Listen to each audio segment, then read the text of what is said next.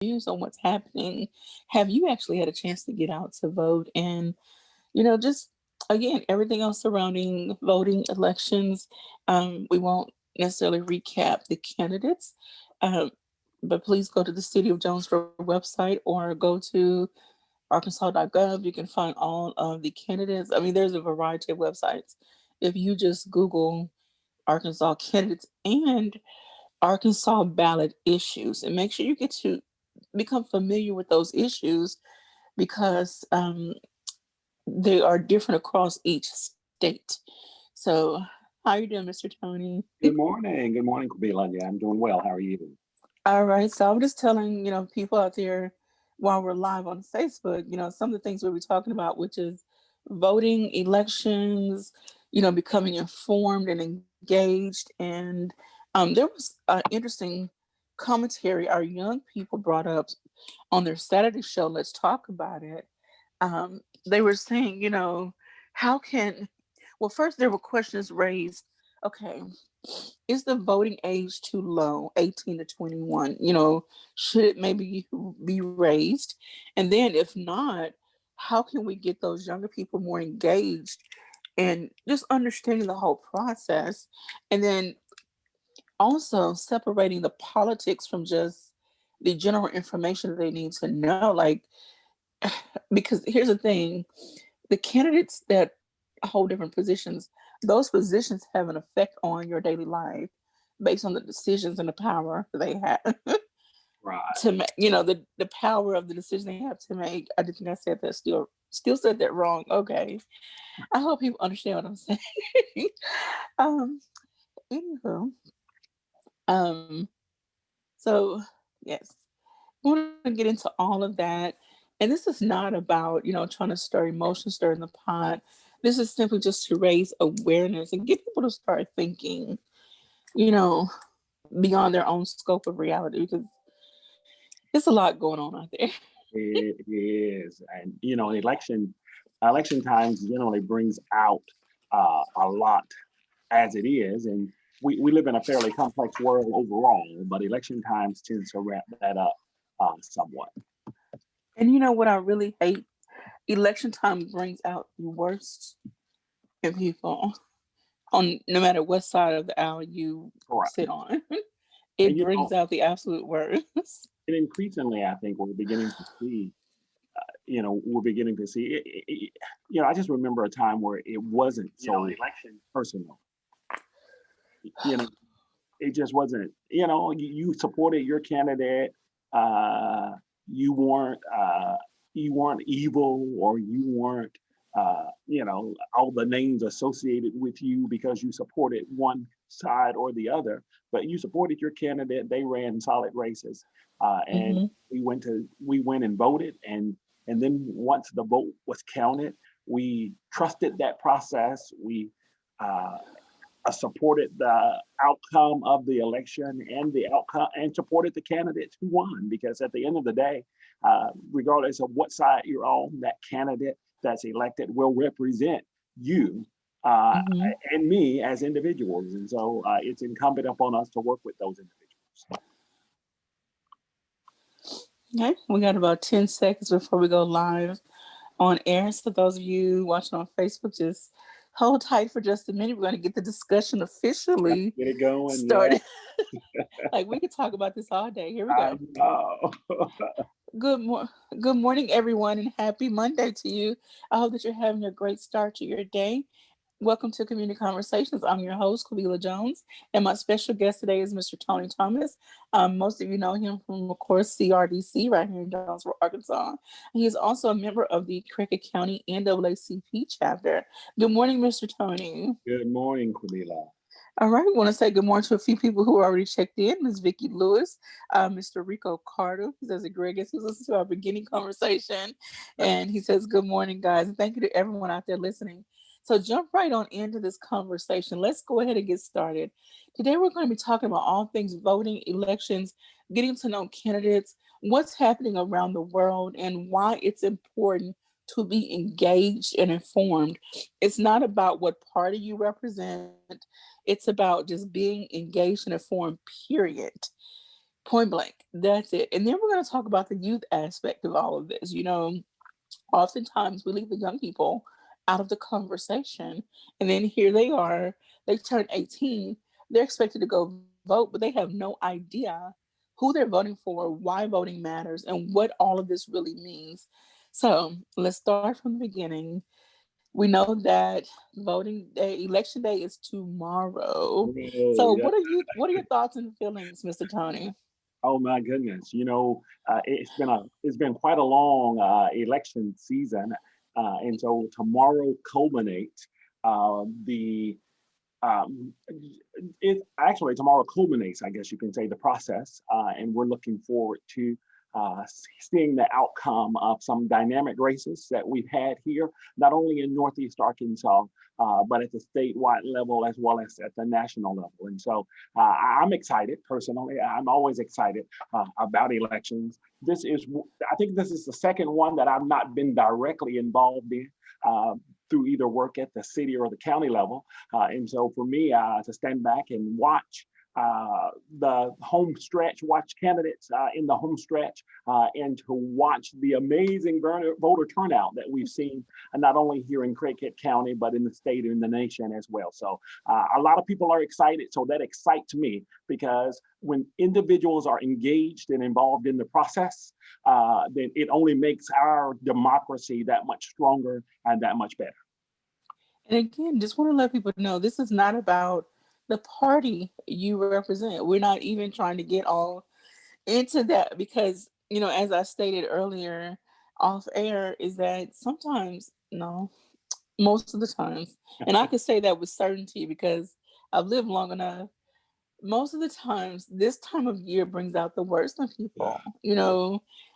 We have major elections every 2 years, and then we have like sometimes specialty elections in between if it's a state or city or city or county level something that's being voted on. But every 2 years, you either have city council members, state representatives, U.S. representatives, states, U.S. senators, things of that nature, and then of course the presidential races. And so all of those are very important. Okay, so let's look at what's happening around the world. Well, Yeah. not around the world, around the country, Around the country, yes. United States of America, which I question the united part, and people can come from my neck if they want to, but I really question the united part right now. Yeah, and just because, we were talking a little bit beforehand. There used to be a time where I could freely support my candidate. I can put those signs in the yard, and I can have a differing view from my neighbor, and my neighbor didn't look at me as evil, or my neighbor didn't look at me as somebody who's trying to subvert democracy. And those days are somewhat over, it seems, in a lot of ways. And so, yeah, it's tough. It's tough, but at the end of the day, we live in a great country. We live in a great city. We live in a great state. And at the end of the day, my hope is that we have a fair, we have a free election process, and that the best man or woman win. But as you stated, we've seen nationally, we've seen some things that cause concern, not only Mhm. some things that cause concern, and I'm a little dismayed by some of those things, but at the same time, I'm always encouraged that as a people, we're stronger than anything that comes against us out there. And so I do think America will overcome those challenges. But yeah, let's dialogue a little bit about some of those challenges, because we have a history in this nation of we just have a history in this nation. And that history still rears its ugly head from time to time in modern day events. And I think we've seen some of that this weekend, in that, again, not from a partisan perspective, but just from a perspective that individuals who can peaceably march and go to the polls sometimes are hindered through actions of others in order to intimidate and in order to, actually I consider them fear tactics to keep individuals from actually exercising this right that we've all been given to vote. Yes. There was a post, and I'm looking for it now, and I'll pull it up in a minute because I want to make sure to get the details just right. I want to say good morning to also Mr. Derek Coleman. Thank you for checking in. Um, you know, what we're seeing now is nothing new. I saw some pictures from the events that took place in North Carolina, and someone wrote as a caption, "This is from today, not 1960." And that kind of took me back. I wasn't even born then, but it should make all of us kind of wake up and say, okay, what's happening? What can we do as humans? Let's put our race aside, our gender aside. What can we do as human beings better to treat each other better and to respect each other's choices, on who we choose to vote for and where we stand on the certain issues. And I want to say good morning to Mr. Don Mullenix. Thank you for checking in with us. Mr. Tony. Yes, the key word there, I think, as you were dialoguing, is a choice. We can respect one another's choices because at the end of the day, it is a choice. There is nothing factual about any candidate out there. They're telling us what it is they desire to do, but there is nothing factual about what they're saying because, as we know, candidates don't always get an opportunity to do what they desire to do. So as individuals, we put our confidence, we put our trust in one side or the other. But again, that is a choice.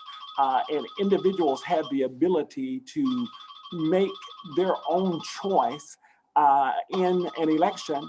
And one should not be vilified for that choice. And what we saw in North Carolina this weekend was just a pure travesty to the process. Of course, the polls were not open. All right, but it is not unusual, and I'm going to have to get that phone. Y'all leave me alone. I'm but what happened there at the polls this weekend? It's not, there is a rich tradition in the African American community to march on Sunday after church to the polls. And in this instance, the polls, in some states, in some communities, polls are open. And so individuals leave service and go to church, let me knock that out. Okay. So I want to mention this article. If you could go to the KLEK Facebook page, there is a link to an article posted about an event that happened in Florida. I don't even want to dare try to pronounce the name. It's OCOEE, Ocoee, or maybe Oco. Please forgive me. Dr. Branch would definitely kill me if she heard me. Um, but it's in Florida, and it was a massacre that took place simply because someone, and his name is July Perry, because he chose to vote, he voted, and others were attempting to vote, and this was 100 years ago, just exactly 100 years ago, and this little town in Florida was pretty much, not pretty much, it was eradicated by an angry mob because of these people Black people that wanted to vote. Many were killed, many were ran out of town. It was, again, a massacre. It was a horrible experience, a horrible event. And so, what can we do? Again, I don't want to say would prevent those things from happening, but again, I pose the question, how can we as humans be better than that? you know and I'm not taking any responsibility on Black people. I've seen some ugly behavior. Yes. I've seen videos come out of New York. There was not really a parade, it was a line of cars that were driving through, had a particular flag on that they represent, the party they represent, and people were out attacking them. Like, I saw people get pulled out of cars and jumped on. Again, I'm not here to debate what party it was, who they were. I'm not trying to throw that fuel on the fire. I'm just saying I've seen ugly behaviors on both sides. Yes, yes, and you know, I just think sometimes we're a reflection of sometimes we're a reflection of the greater society, and uh, we really just have to get to a point where there is some level of respect. There's some level of uh, no more vilifying the other side. And social media is a beautiful thing. Don't get me wrong, but you know we live in a world now where video can be manipulated. You know, you see it on both sides where candidates cut clips where someone has said something that they really didn't say, but just because you take the video a snippet at a certain point, then you really have them saying something that they didn't say. And so I think from the top down or from the bottom up, as we say, we really have to clean up our views of one another and strive to make the world a better place. Candidates only do crazy stuff in elections because it works. And so if we, the people, stand up and, I just know here in Jonesboro, and I won't even say which race, but there was a post, a negative post in one of the races that I saw here locally, and immediately, it was a clean race up until that point, but immediately the candidate whose campaign released that issued a public apology and said that, hey, that's not something that we're going to do, and that's not something we're going to tolerate in our party, in our race at least. And in this case, it was a situation where I saw a lot of people beating the candidate up even after the fact because it should have never been released. But the fact that it was released and that it was pulled quickly, I think is a testament, even in our community here in Northeast Arkansas, as to what we desire and what we don't desire. I see a lot of positive feedback. I see a lot of positive races at the local level. Even in our state reps race around here, I was looking at one of the candidate forums the other day, and both candidates, when they were talking about each other, they were really talking about how respectful and clean a race. Let's talk about those issues. And they discussed issues without vilifying the other candidate and allowing the people to decide. I wish we continue to see that move up, not only at the state level, but at the federal level as well, so that we can have substance, we can have conversations of substance that involve issues that really matter. You indicated me here at CRDC, COVID-19 has decimated the population that low income population that we're dealing with, and we see that effect every day.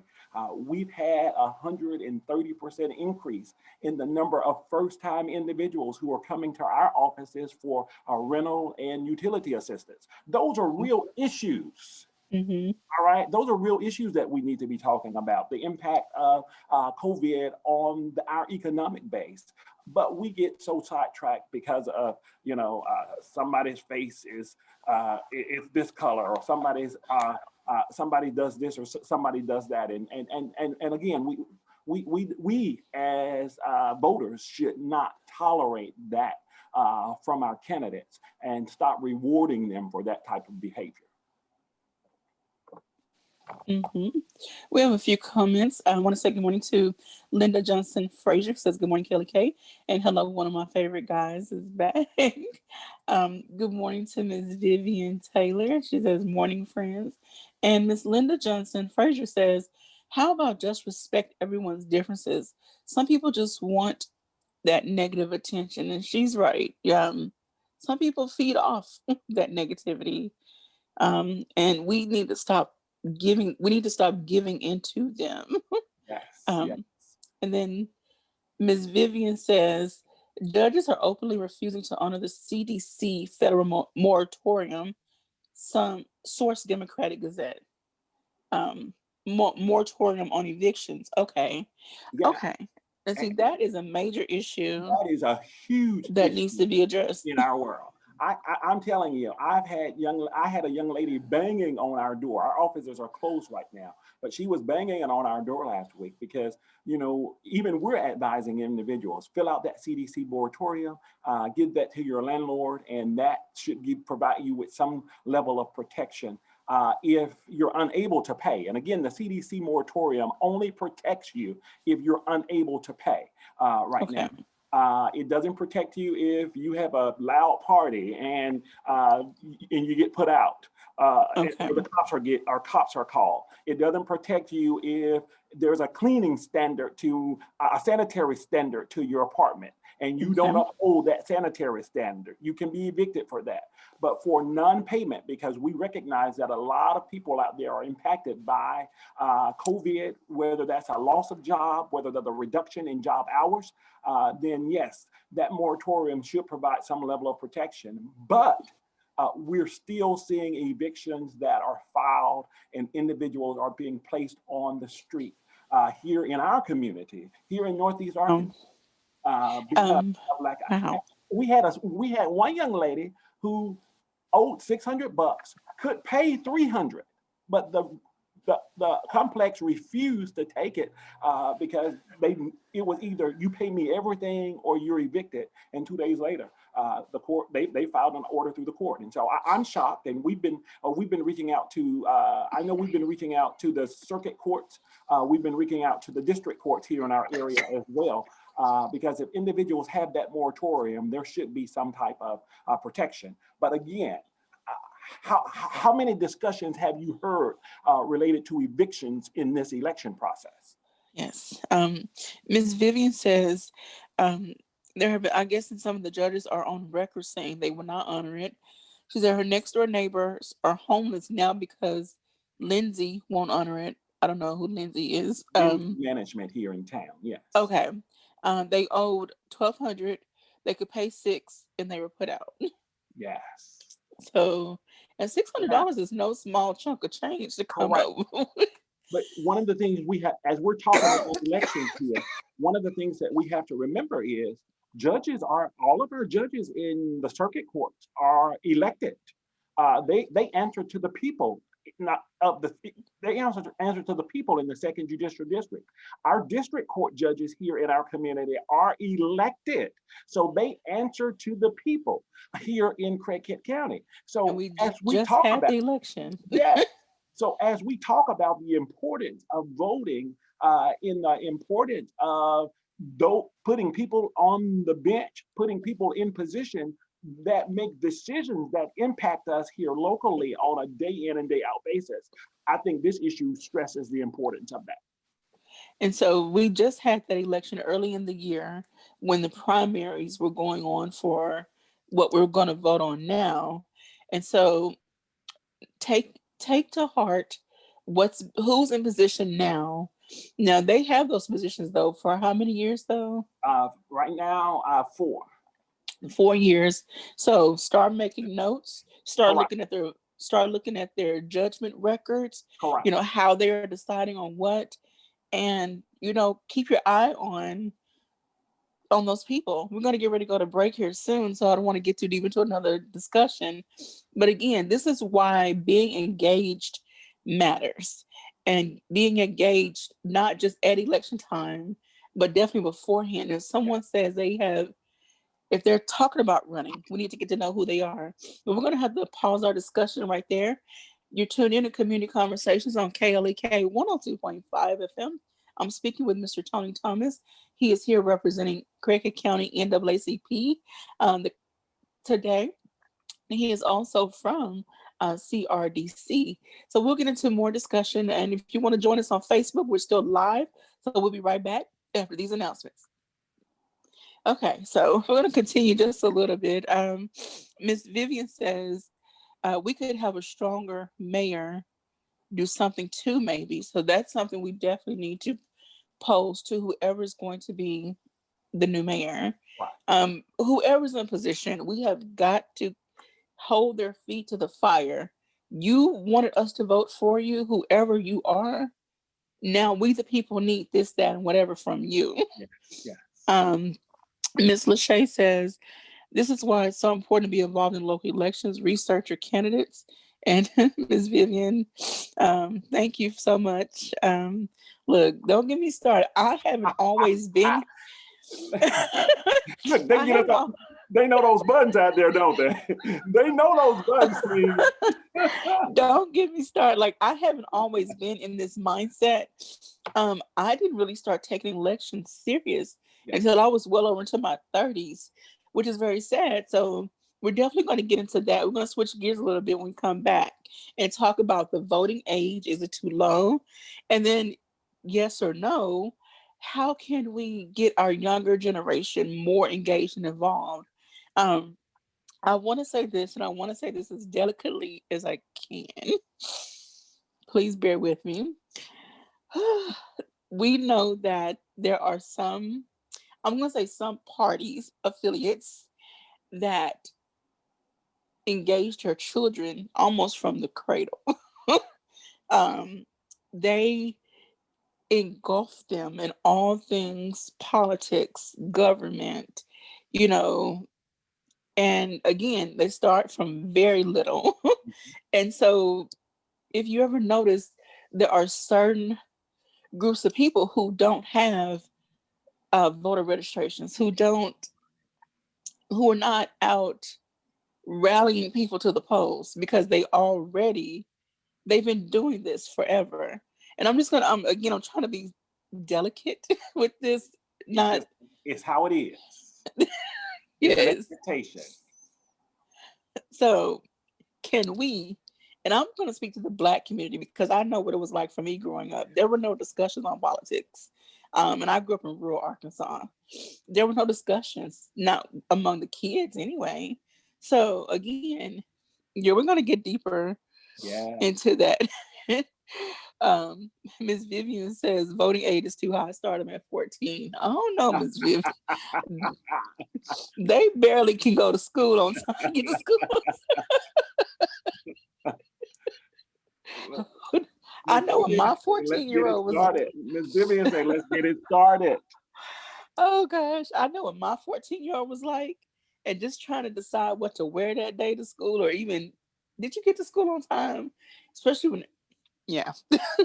Right. No, I don't know, but we do need to start earlier, teaching them certain things, especially when they can read and recognize letters and sounds. I don't know, just basic vocabulary. We as a people, as a generation, as a collective whole, need to do better about educating our children. I'm willing to bet children in other countries are learning certain things that are different at an earlier time frame. And I ask these questions when I talk about education. I want our children in the United States to be able to compete on a global level. Okay, we're coming back. Sorry. All right, stand by. Welcome back to Community Conversations on KLEK 102.5 FM. For those of you on air, sorry, we've been having a really great conversation on our Facebook Live feed. So you might want to join us over there sometimes. I want to say thank you to everyone who has checked in on our Facebook Live feed and who's been really engaged in the conversation. Ms. Vivian Taylor and S.L. Robinson.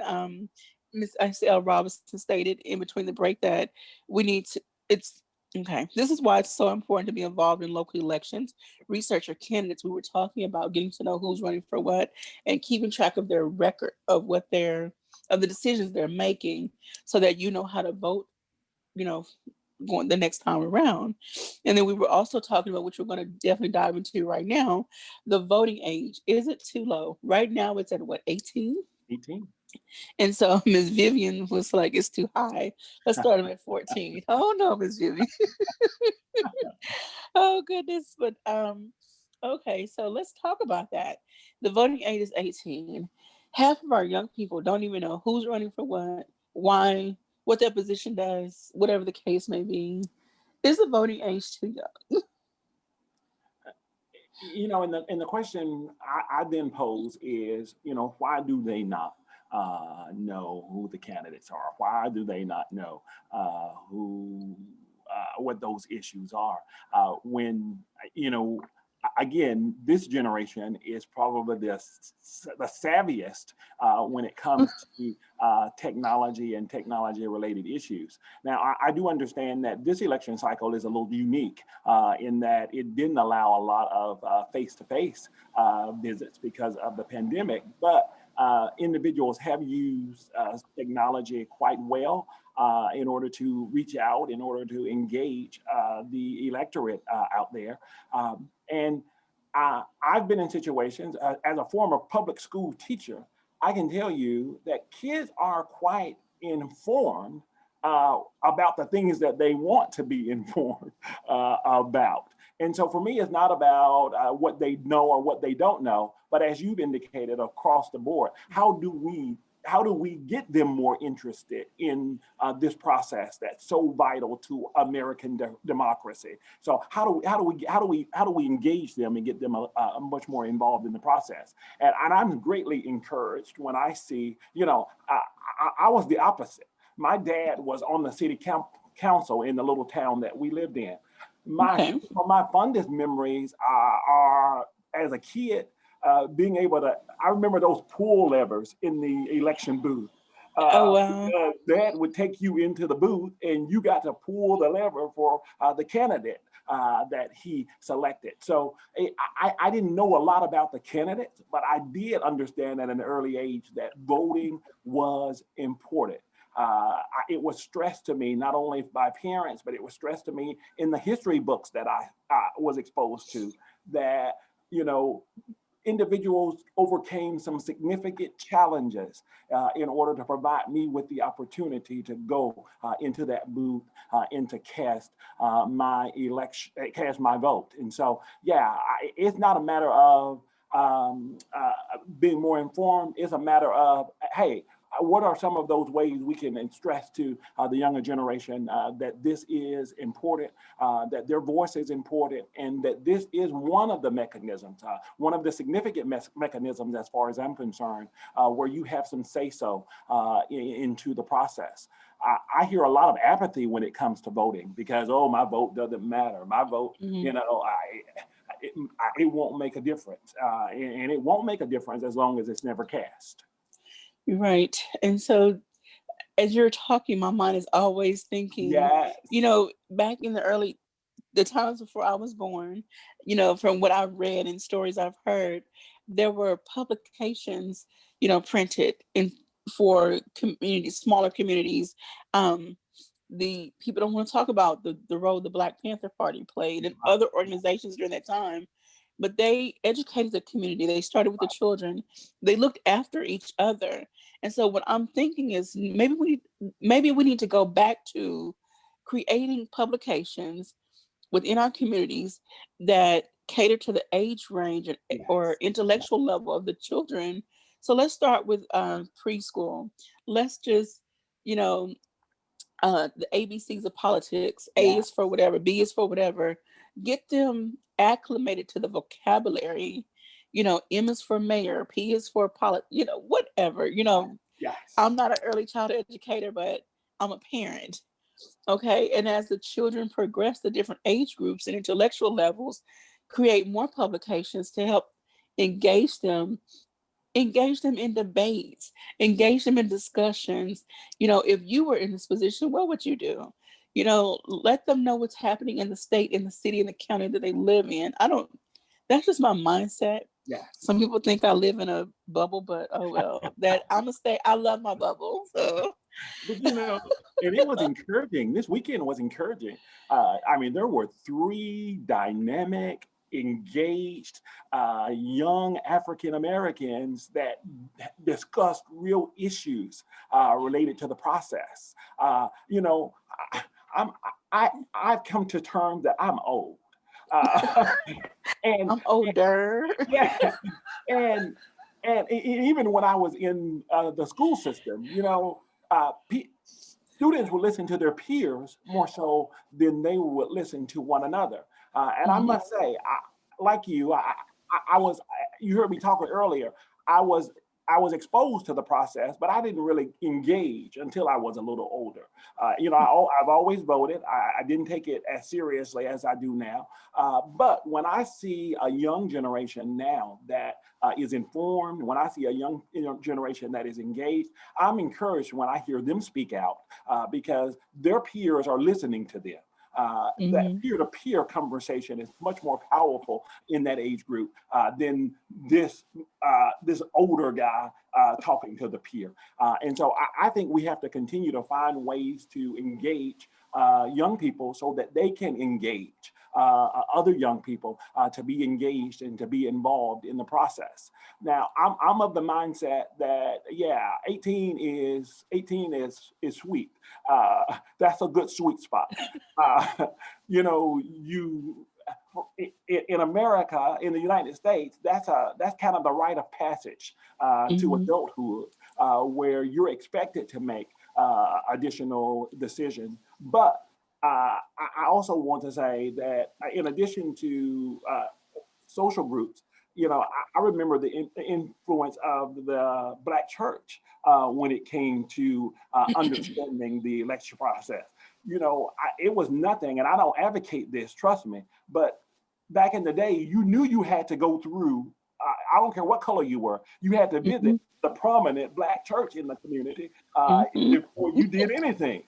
All right, Yes. because they recognized that the influence of the African American church or the Black church on the political spectrum, and so many times, we hear this separation of church and state today, and so we don't always get the Black church as active as it needs to be, but it has always been the impetus for activity, especially from a political perspective in the Black community since its inception. And so I would love to see the Black church more engaged in the process, in educating individuals in that process.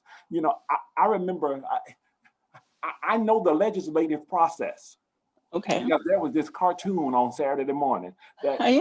I'm just up here alone with you, sitting here on count, and I'm almost 50, and I Yes. still know the legislative process because of that silly cartoon that played every Saturday morning. And so, like you said, not only pamphlets, but that educational material that starts at an early age, those silly engagements that start at an early Hmm. age, helping young people understand the process and the impact of their involvement in that process. We are where we are today because we have not been engaged, I think, over the years. Politicians have had to cater to fringe groups in order to, because the fringe groups were the ones that were active.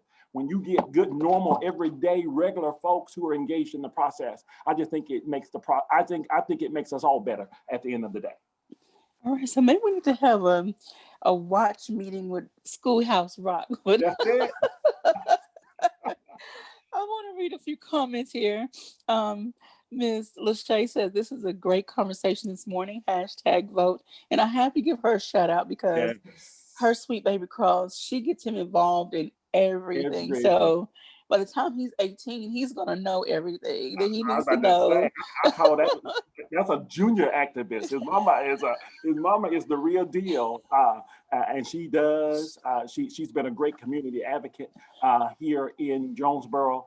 But yes, she gets him engaged, and I think we all will be better when as we see the fruits of her labor with him as Mhm. he develops and is engaged in our community as well. Okay. And Ms. Linda says, I want to commend Kelly Kay for introducing candidates strongly, allowing us to listen to their views for this election and helped me tremendously because some of the candidates I did not know. Thanks so much. Thank you so much, Ms. Linda. And then Lachey laughs at your comment about the sweet spot at 18. um, and then Ms. Vivian says, better believe bigots start at birth. Just saying. And that's, yeah, okay. And that does go back to our previous conversation. You know, Yes.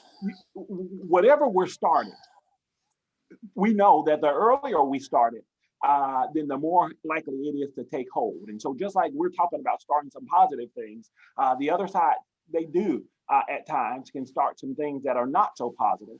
Mm-hmm. And like I said, we have to be able to counter that, though. We have to be able to raise up a generation that can counter that will stand strong in spite of, because we know that tough times, hard times, people with different views are out there. We just can't, we can't back down from the things that we know are just. We can't back down from the things that we know are true. We can't back down for the things that we want to advocate for just because someone else out there don't believe or has an opinion that differs from us. It's when we are silent, it's when we don't engage in the process, it's when we don't vote that stuff wins. And I am committed as a member of the NAACP, as a member of the community in Jonesboro. I am committed that no, good shall prevail, good will prevail, and we're going to keep fighting. We're going to keep pushing. We're going to keep advocating until it does. That's right. And then Miss Linda says, yes, I remember that Bill loved singing that. So, I want to put this challenge out there. In this time of quarantine, isolation, or whatever you've been doing, people have been extremely creative between TikTok, Instagram, YouTube, whatever media source you use. People have been extremely creative. Let's spin that creativity into something that's going to be educational and enriching to our communities and our children. Children can recite Peppa Pig, Doc McStuffins, and I should know these things because I have no little kids, but they can recite the Baby Shark song. They can do all this stuff. And I'm not knocking it. Kids should have that opportunity to, yes, still be kids. But in the process, let's provide that balance of entertainment and education and really plant those seeds in their mind that they need, that's going to grow, that we can cultivate, and as they get older, it's going to grow to something just marvelous. And they can be those engaged, informed citizens when it is time to vote. I mean, we throw them big parties at 16. Let's have a voter registration party at 18, or I don't know, something. Look, it's on us. I grew up in a household where I know, now I know we lived in poverty. I didn't recognize it at the time. But hey, there were times where we struggled to eat, but you better believe mama them bought those encyclopedias because they wanted you to learn. They wanted you to learn. They wanted you to be engaged. And I learned a lot about the world through that A to Z, those encyclopedias that were there. So yeah, they did their best and they provided me with some things. But at the end of the day, they also provided those opportunities to engage, those opportunities to learn about things broader than where I was. And along with the A to Z encyclopedias, then we had, I remember those brown books. They were Black history. It was an encyclopedia of Black history that they purchased and engaged us in as well. And so, correct. They wanted us to know not only about this world, but they wanted us to know about our world as well. And so, hey, there's nothing wrong with your kid having a cell phone, but find some apps that teach about history, find some apps that will engage them in educational processes related to their world versus just playing games all the time. There are some good games out there that are informative and are educational. So, hey, engage those kids in those ways. All right. Want to say good morning to our very own station manager, Leganzi Kill, who popped in. I get nervous when Leganzi shows up. No need to get nervous. Just want to jump up and listen. The show's been going really good. He has a suit and a tie on today, so that's even better. I'm still trying to get. I'm still trying to get on your level. Oh my brother! Look, we're gonna keep moving together then. Well, and that's important, and that's important. I want to read another comment from Lachey. She says, my grandpa couldn't read, and he made sure we had encyclopedias. Yeah. So now, as you said, we have a phone. We have a whole phone, and actually, there's a website called encyclopediaofarkansas.net. And when I tell you, it has some of everything on here. I think there is an African American one as well, but don't quote me on that. But there are so many resources available right here, so let's utilize that. Let's get our kids engaged. If we're going to pop them in front of a screen, let's make it quality screen time. And then let's not forget about, I can tell you, every time I engage with Dr. Branch, whether that's on social media, whether that's in person, I learn something. I know your Black History moments that are not just in Black History Month, but that happen throughout the year on the station. When I hear her voice, I stop everything because I know I'm going to glean some nugget.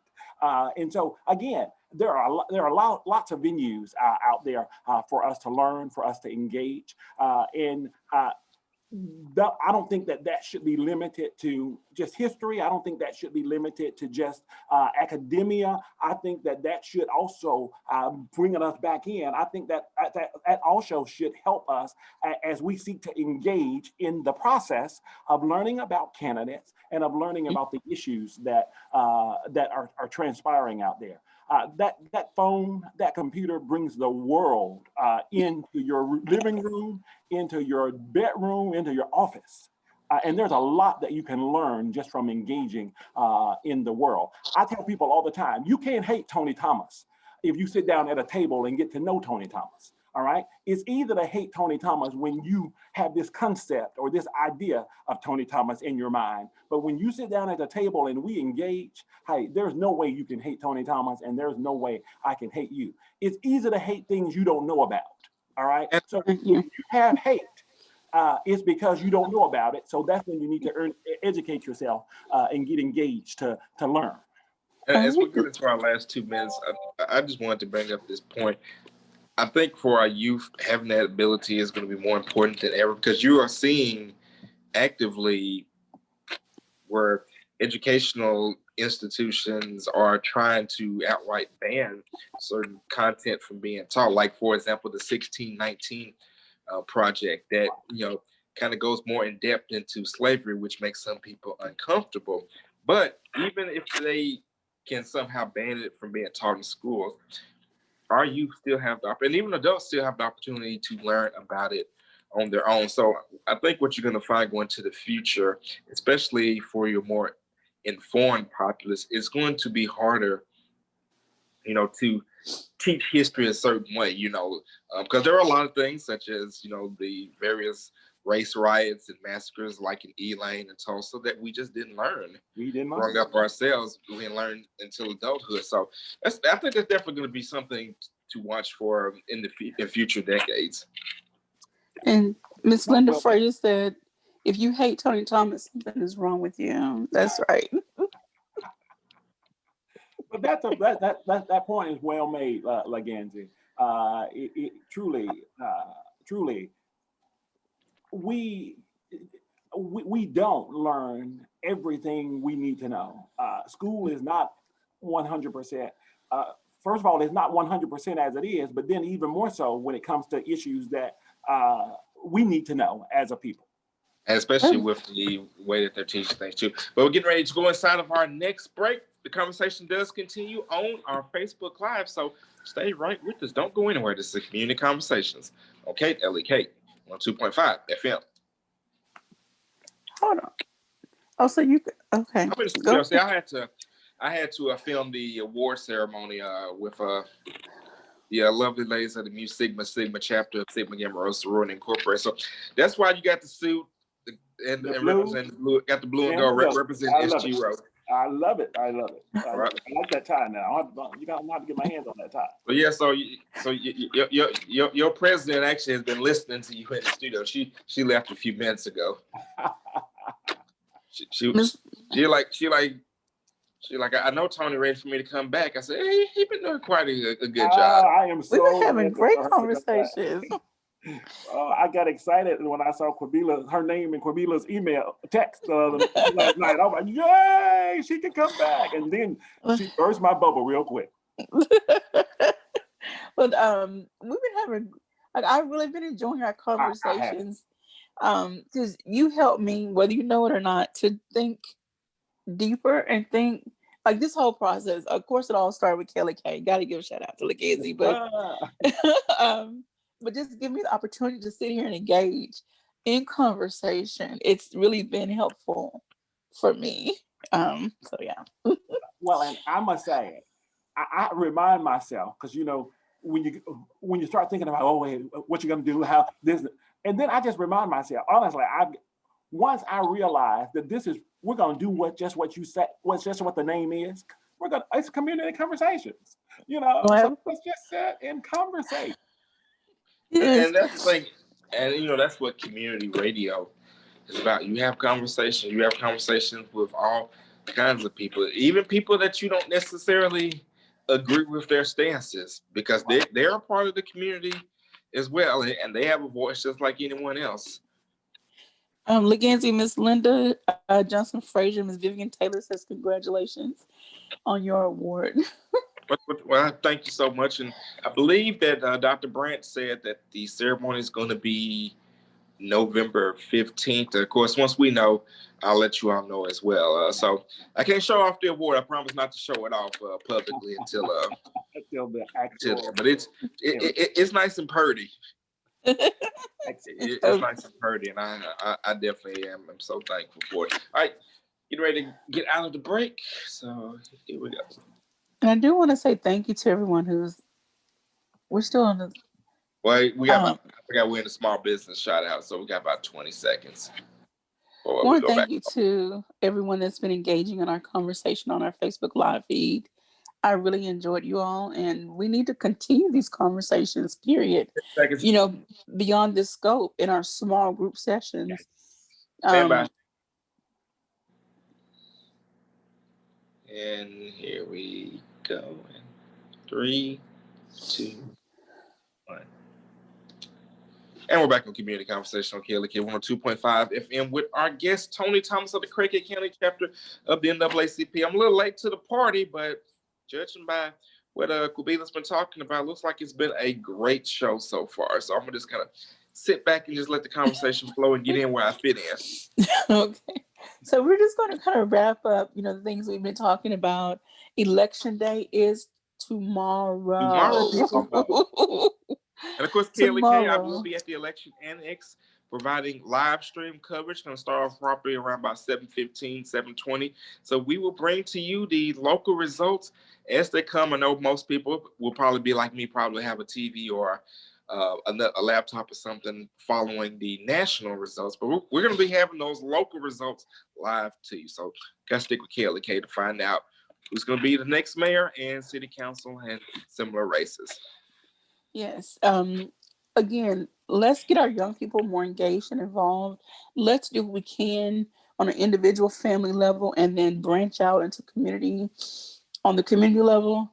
I am a big advocate, again, thanks to Kelly K, for Kwanzaa. And Kwanzaa principles incorporate that love, respect, and unity in your community. I know that's a cliche, but respect and unity in the community. So once we become a little more unified and get back to that village mentality, I think we will see some marked improvements in our engagement in our communities. And your community is not just who lives in your city, your county. It's your community is your group of people, your tribe of people, that you connect with no matter where they live. So let's branch out our mindset, and start engaging in more purposeful, meaningful, intentional communications.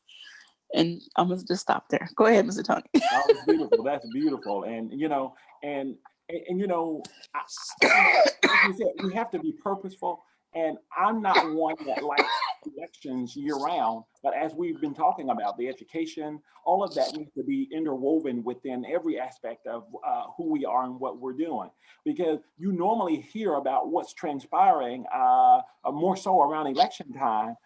But again, these individuals are making decisions that are impacting us for the entire term that they're in office. So yes, it's important to not only make, as we said earlier, to not only make that initial selection in regards to who you think is best to lead us, but then it's also important that we hold them accountable. And we need to utilize those avenues such as Kwanzaa, not only to educate the community about those principles of Kwanzaa, but hey, how do those principles tie in to the individuals that we have in office? How do those principles tie in to the community that we live in as a whole? How do those principles tie in? So we have to take those opportunities to incorporate all of these activities. As a member of the NAACP, we are constantly looking at what's transpiring in our world. We're taking those tenets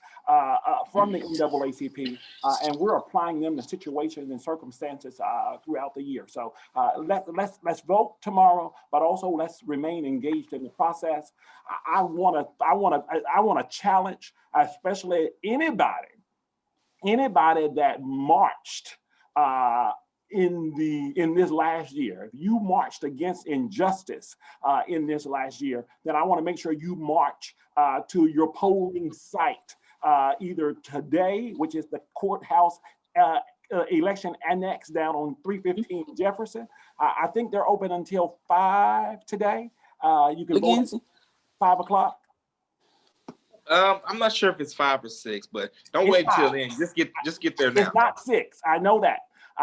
It's not 6 because they closed early on that last day. It most likely probably is 5. But don't wait until then. If you can get there now, just go ahead and get there now. Get there. Yeah. And then remember tomorrow here in Craighead County, polls open at 7:30. They close at 7:30. And remember, you can vote at we have voting centers now in Craighead County. So you don't have to go to your neighborhood precinct.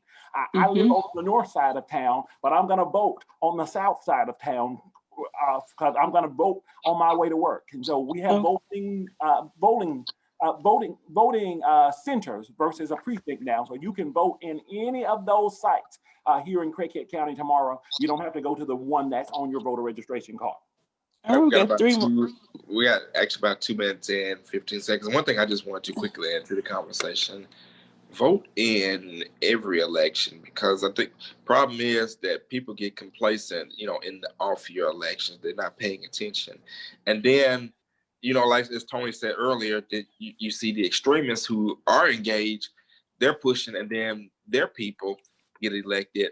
And then people are wondering, well, what happened? Why are we getting the things that we're getting? It's because people didn't stay engaged the whole time. And next thing you know, you look up and now you have people representing you. And this is not a liberal or conservative thing, because it can happen either way. But you wake up and you have people representing you that you didn't want because you couldn't be bothered. It's as Chief Elliott says about policing is not a spectator sport, neither is politics. Tony, got about a minute and a half to close this out. All right. Go ahead. I want to read a few comments real quick. Lachey says she's excited about local coverage, Lagenzi. Miss Linda said it's been a wonderful conversation. I don't have to be late for work. It starts locally. And Miss Vivian Taylor says, get in line now, please. Get in line now. And that's my closing thought. Get in line now, please. It's important that you are engaged. If you are not registered, you don't have to wait until after the election. You can't vote this time, but go ahead and get that voter registration in so that you're ready for the next time. I know a lot of people don't remember to register until it's time to vote. So don't be dismayed. Go ahead and get it right.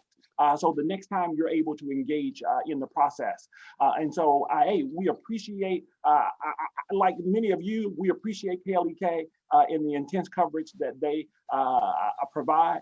I will be watching you, Lagenzi, tomorrow evenings as we look at those results. Early The early results will be released right at 7:30. Immediately. Early voting and the absentee ballots, and then we'll bring coverage as it comes in from there. Gotta leave it there. Got about 15 seconds. Thank you, Tony, as always, for joining us. Thank you to everyone that is listening. Get out and vote, y'all. Can't say enough. Get out and vote, y'all. Have a great and blessed day. This is Community Conversations. Okay, LEK 102.5 FM. All right, let me stop. I got it. Thank you. Since I'm already in studio, right at the board.